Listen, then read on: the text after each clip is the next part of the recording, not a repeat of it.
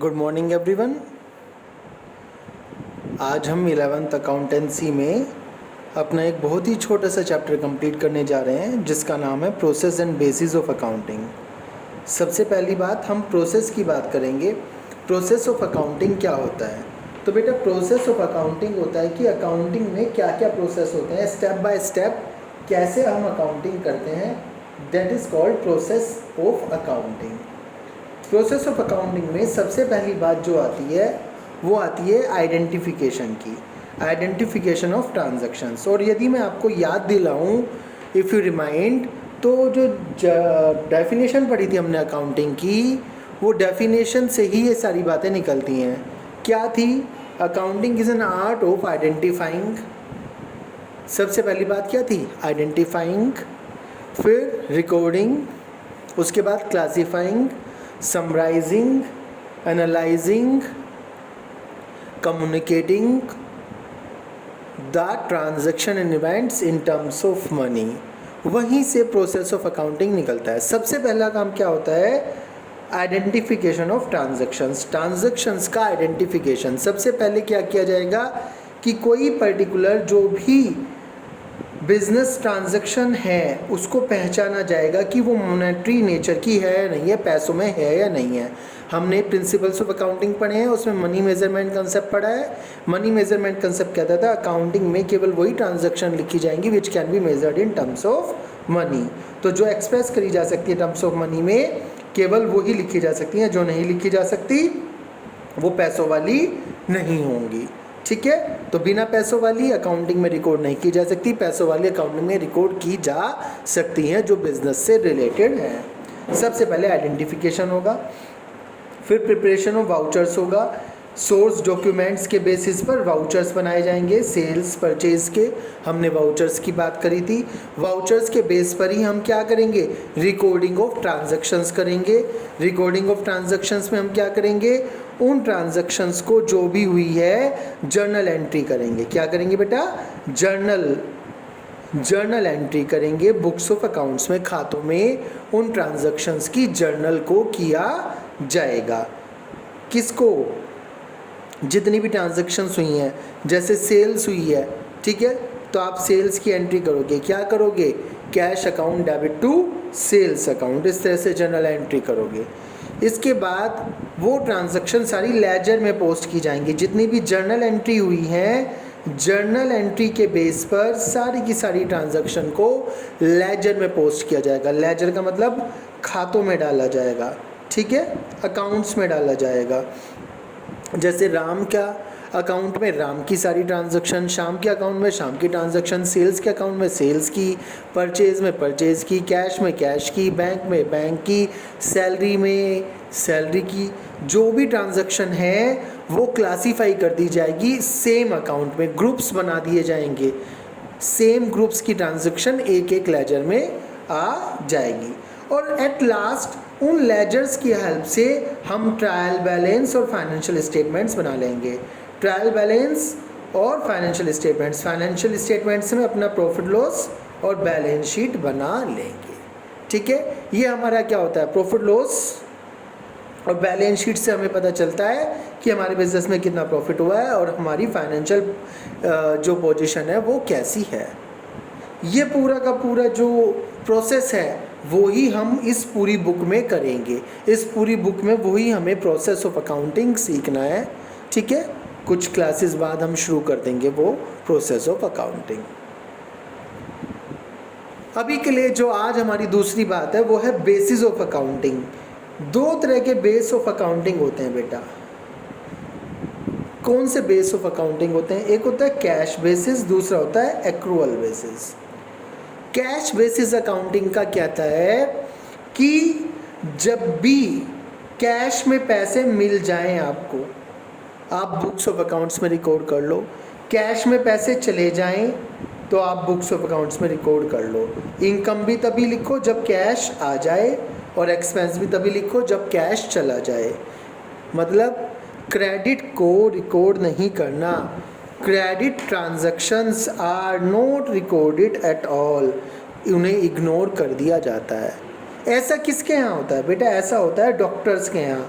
Lawyers के यहाँ, chartered accountants के यहाँ, वो कौन से बेसिस पे ऑफ अकाउंटिंग पे अपनी जो बुक्स ऑफ अकाउंट्स से बनाते हैं, वो कैश बेसिस पे बनाते हैं, उधार के बेसिस पे वो रखते ही नहीं है।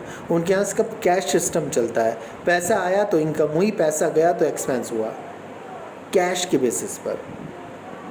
ठीक है, एक्चुअल पेमेंट्स पर और एक्चुअल रिसीप्ट्स पर वे विश्वास रखते हैं, उनका बेसिस कहलाता है कैश बेसिस ऑफ अकाउंटिंग।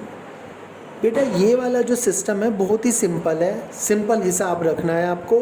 पैसा कब आया, पैसा कब गया है, जिस दिन आया उस दिन जर्नल एंट्री कर दो, उस दिन बुक्स ऑफ अकाउंट में लिख दो। जिस दिन पैसा आपके यहाँ से गया, एक्सपेंसेस मान लो, जर्नल एंट्री कर दो।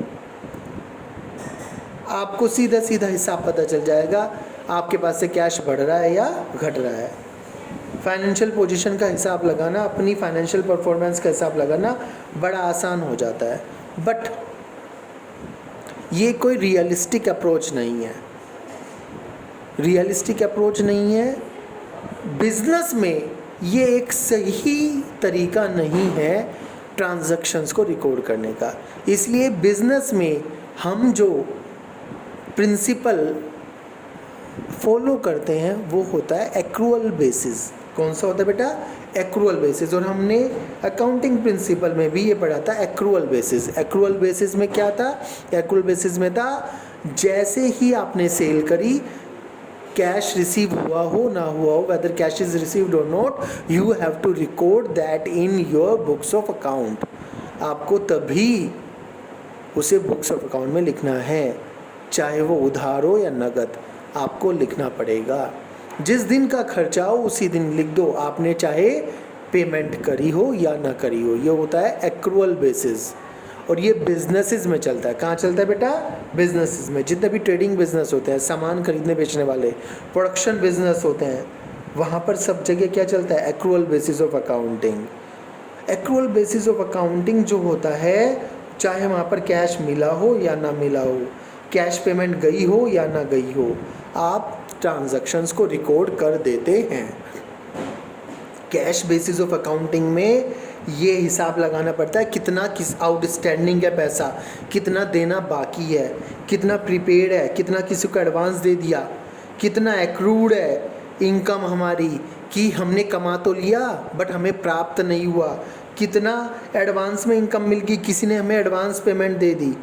कैश बेसिस में हिसाब लगाने की ज़रूरत नहीं होती है।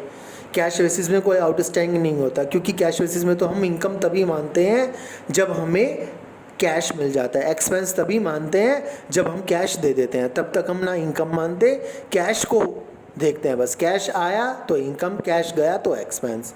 जबकि यहाँ पे क्रेडिट को भी, क्रेडिट में सेल करी तब भी इनकम, क्रेडिट में एक्सपेंस हो रहा है तब भी इनकम। मतलब आपने किसी से काम करा लिया बट सैलरी बाद में देंगे अपने एम्प्लॉय को, तब भी आप उसे एक्सपेंस मान के आज की तारीख में लिख लेंगे। ये होता है एक्रूअल बेसिस में। और जो वैलिड सिस्टम ऑफ अकाउंटिंग है वो एक्रूअल बेसिस है, ना कि कैश बेसिस है। बट कुछ प्रोफेशनल्स जैसे लॉयर्स, डॉक्टर्स, सीएज जो हैं, for an example, cash basis use करते हैं। बाकी सभी कौन सा बेसिस यूज़ करते हैं? एक्रूअल बेसिस यूज़ करते हैं। यदि हम बात करें कंपनीज एक्ट 2013, तो कंपनीज एक्ट 2013 कहता है हमें accrual basis of accounting use करना चाहिए। मतलब कि लॉ भी यही कहता है कि हमें ये वाला basis of accounting, accrual basis of accounting he use करना चाहिए। इससे किसी भी बिजनेस की जो फाइनेंशियल पोजीशन है वो एक्चुअल पता चल जाती है कि फाइनेंशियल पोजीशन कैसी है बिजनेस की। फाइनेंशियल पोजीशन का सही पता चल जाता है। ठीक है, मैचिंग प्रिंसिपल सही पता चल जाता है। हमने मैचिंग प्रिंसिपल में बात करी थी कि किसी इनकम को करने के लिए उस टाइम से रिलेटेड जितने भी एक्सपेंसेस हैं वो इनकम में से माइनस करने पड़ेंगे। करी थी ये वाली बात। तो मैचिंग प्रिंसिपल भी इसमें लग जाता है, जबकि कैश बेसिस में नहीं लगता। कैश बेसिस में क्यों नहीं लगता? भाई आपने आज कुछ इनकम करी बट एक्सपेंस आज पे नहीं करे, क्योंकि कैश पे चलता है सिस्टम, तो कैश बेसिस पे चलता है। कैश आप कभी और किसी और वर्ष दे रहे हो, नेक्स्ट ईयर दोगे उसे, और उसी साल खर्चे लिखोगे, तो इस साल की इनकम तो ज़्यादा होगी और अगले साल पे करोगे, अगले साल की इनकम कम हो गई। आपने किसी अपने क्लाइंट का काम कर दिया। अब क्लाइंट का काम करते हुए आपकी कुछ कॉस्ट लगी थी, आपके खर्चे ज़्यादा हो गए, बट उस क्लाइंट ने आपको पे नहीं करा। खर्चे तो इसी बार हो गए, पे ही नहीं करा, पे अगले साल करा उसने, इनकम अगले साल हुई। तो फाइनेंशियल पोजीशन, फाइनेंशियल परफॉर्मेंस का असली तरह पता तो नहीं चला इस वाले बेसिस में, कैश बेसिस में, बट एक्रूअल बेसिस में सही तरह पता चल गया। इस साल ही आपने खर्चा करा, इस साल का ही इनकम हुई, इसी साल आपने खर्चे को इनकम से माइनस कर दिया, फाइनेंशियल पोजीशन भी ठीक तरह आ गई, फाइनेंशियल परफॉर्मेंस भी ठीक तरह पता चल गई। तो accrual basis of accounting better है, कैश बेसिस बेटर नहीं है। ठीक है, इन्हीं का यहाँ पर बेटा ये डिफरेंस दिया हुआ है कैश बेसिस और एक्रूअल बेसिस का। इसके बारे में आपको थोड़ा सा पढ़ा देता हूँ। कैश बेसिस ऑफ अकाउंटिंग में केवल कैश ट्रांजैक्शन को लिखा जाता है, जबकि एक्रूअल बेसिस ऑफ अकाउंटिंग में कैश को भी और क्रेडिट को भी, उधार भी और नगद दोनों ट्रांजैक्शंस को लिखा जाता है। कैश बेसिस ऑफ अकाउंटिंग में इनकम्स को तब लिखा जाता है जब वो मिल जाती है, रिसीव्ड हो जाती है, और एक्रूअल बेसिस में चाहे मिली हो, वेदर कैश इज रिसीव्ड और नॉट, बट लिखना पड़ेगा। ऐसे ही एक्सपेंसेस को कैश बेसिस में जिस दिन आपने पेड कर दिया कैश तब लिखेंगे, जब चला गया जेब से। एक्रूअल बेसिस में ऐसा नहीं है, जिस दिन आपने एक्सपेंस कर दिया, ड्यू हो गया आपकी तरफ, आपको देना होगा, मतलब कि आपके ऊपर बकाया हो गया, उसी दिन आपको किताबों में लिखना होगा। चाहे आपके पास से पैसे गए या नहीं गए, आपके सिर पर चढ़ गए पैसे तो आपने किताबों में लिख दिए। कैश बेसिस में outstanding, prepaid, accrued, receive in advance का कोई हिसाब नहीं लगाया जाता, क्योंकि इसमें तो कैश के हिसाब से चलता है सब काम। बट एक्रूअल बेसिस में इन सभी टर्म्स का, ड्यू एट आउटस्टैंडिंग कि किसी का देना बाकी तो नहीं है, प्रीपेड किसी से हमने एडवांस में तो नहीं दे दिया, एक्रूड हमने कमा लिया बट हमें प्राप्त नहीं हुआ, इनकम रिसीव्ड इन एडवांस किसी ने हमें एडवांस में तो नहीं दे दिया। इन सब का हिसाब लगाना पड़ता है एक्रूअल में, जबकि कैश बेसिस में लगाना नहीं पड़ता। लीगल पोजीशन, कैश बेसिस की कई लीगल पोजीशन नहीं है, जबकि एक्रूअल बेसिस की लीगल पोजीशन है। कंपनीज एक्ट 2013 में भी कैश बेस एक्रूअल बेसिस के बारे में बताया गया है कि यही वाला अप्लाई करें मेथड अकाउंटिंग करते समय। Correct profit loss cash basis से पता नहीं चलता है, एक्रूअल बेसिस से पता चलता है। सूटेबिलिटी कहाँ है, कैश बेसिस तो डॉक्टर, लॉयर्स, प्रोफेशनल इस्तेमाल करते हैं, और एक्रूअल बेसिस कौन इस्तेमाल करता है, जो बिजनेस करते हैं, जिनका उद्देश्य प्रॉफिट कमाना होता है। अब आप कहेंगे सर जो लॉयर्स, डॉक्टर्स हैं वो प्रॉफिट नहीं कमाते, बेटा वो तो फीस चार्ज करते हैं, बिजनेस वाले प्रॉफिट कमाते हैं। तो जो प्रॉफिट कमाते हैं वो एक्रूअल बेसिस, जो प्रॉफिट नहीं कमाते वो क्या करते हैं, कैश बेसिस। एक तीसरा और लास्ट बात है यहाँ पर, हाइब्रिड और मिक्स्ड बेसिस ऑफ अकाउंटिंग। ये हाइब्रिड और मिक्स्ड बेसिस ऑफ अकाउंटिंग बेटा क्या है, हाइब्रिड और मिक्स्ड बेसिस ऑफ अकाउंटिंग बेटा है जिसमें कैश बेसिस के गुण भी हैं और एक्रूअल बेसिस के गुण भी हैं। इसमें क्या होता है, मिक्सचर है ये दोनों का। मिक्सचर कैसे है, इसमें जो एक्सपेंस हैं वो तो चलते हैं एक्रूअल से, मतलब कि उधार वाले भी एक्सपेंस को हम किताबों में लिख लेते हैं, और जो इनकम है वो चलता है कैश बेसिस पर। आजकल के जो डॉक्टर्स, लॉयर्स हो गए थोड़े से, कुछ डॉक्टर लॉयर ज़्यादा होशियार हो गए, वो क्या करते हैं कि इनकम तो कब तब दिखाएंगे जब उन्हें मिल जाएगी, कहते हैं तब तक अरे हमारी तो इनकम ही नहीं हुई, क्यों, क्योंकि हमें तो मिली ही नहीं इनकम, हमारे हाथ में आई नहीं है। तो इससे उनकी इनकम कम दिखती है हमेशा, जब तक उनको प्राप्त नहीं होती तब तक उनकी इनकम होती भी नहीं है। और एक्सपेंस के बारे में क्या कहते हैं कि देखो ड्यू हो गया, हमें देना पड़ेगा, देना तो पड़ेगा, तो हमने उसे अपने खातों में दिखा दिया, इसलिए एक्रूअल बेसिस पे ले लेते हैं। मतलब कि आज उन्होंने काम करवाया, कैश दिया या नहीं दिया, सिर पे पैसे चढ़ गए तो उसे अपने खर्चों में दिखा दिया, कभी ना कभी तो ये पैसे देने पड़ेंगे, तो एक्रूअल बेसिस हो गया ये। और इनकम को कैश बेसिस पे मानते हैं, पता नहीं वो पैसे देगा नहीं देगा, तो इसे कैश बेसिस पे मानते हैं। तो इसमें दोनों के मिक्सचर हो गया, हाइब्रिड में कैश बेसिस का भी और एक्रूअल बेसिस का भी। ठीक है, तो ये तीन मेथड थे आपके, कैश बेसिस, एक्रूअल बेसिस और हाइब्रिड बेसिस। आज के लिए बस आप यही मेथड करेंगे। इसमें आपको जो भी प्रॉब्लम हो, you can ask me any time. Thank you.